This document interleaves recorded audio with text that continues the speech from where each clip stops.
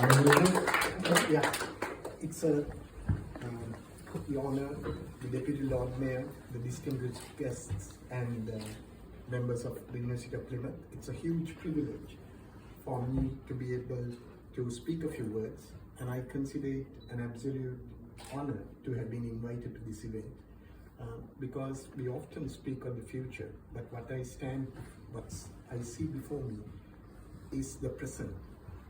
Together you represent every bit of hope, not just in Plymouth, as the Deputy Lord Mayor said, but to the whole world. And we desperately need people who are able to think globally and become global citizens. And even as the lead of the doctoral college defined PhDs in many ways, two things struck me: people helping daily and please help deliver. I think there are two overarching goals in education that impacts on everything, and one is called knowledge exchange.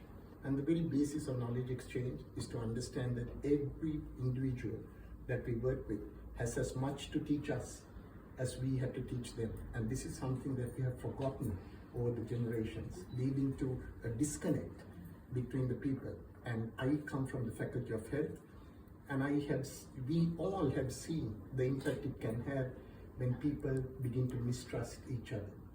And we had to break that and re-establish that trust. And the other is decolonization.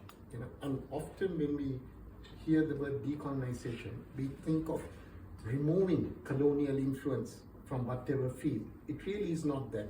Decolonization is to give unheard voices an opportunity to be heard.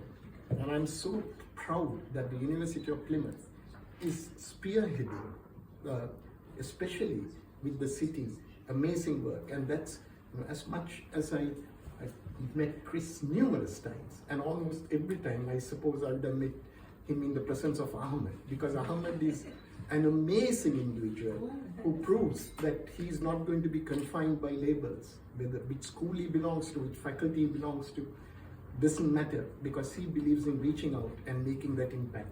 And it is time we do that together. Plymouth we are really proud because Ahmed is one of the organizers of an organization called Global Plymouth that has over 850 members, Manuela being one, representing the police, and they have organized over 100 events in the last year alone. And just next Saturday, we are launching Plymouth's own version of TED Talks, but they are not called TED Talks, they are called SWOT Chats, and SWOT stands for What About This?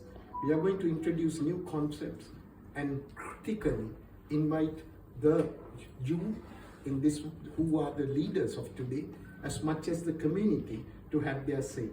And these concepts are going to impact on us. And the first topic that we are talking of is value-based healthcare. And even as I was speaking to the PhD students here, I was amazed. The two people with whom I had a chat, they are in the Faculty of Business, but both of them are talking of psychology. How amazing is that? I would really love us to come together and then develop. I know the gentleman who stands here as the Deputy Lord Mayor will very soon be one of the leading cabinet members of the Plymouth Council, who's going to lead the integration of the community and the city. Please, sir, help us help you to make that happen.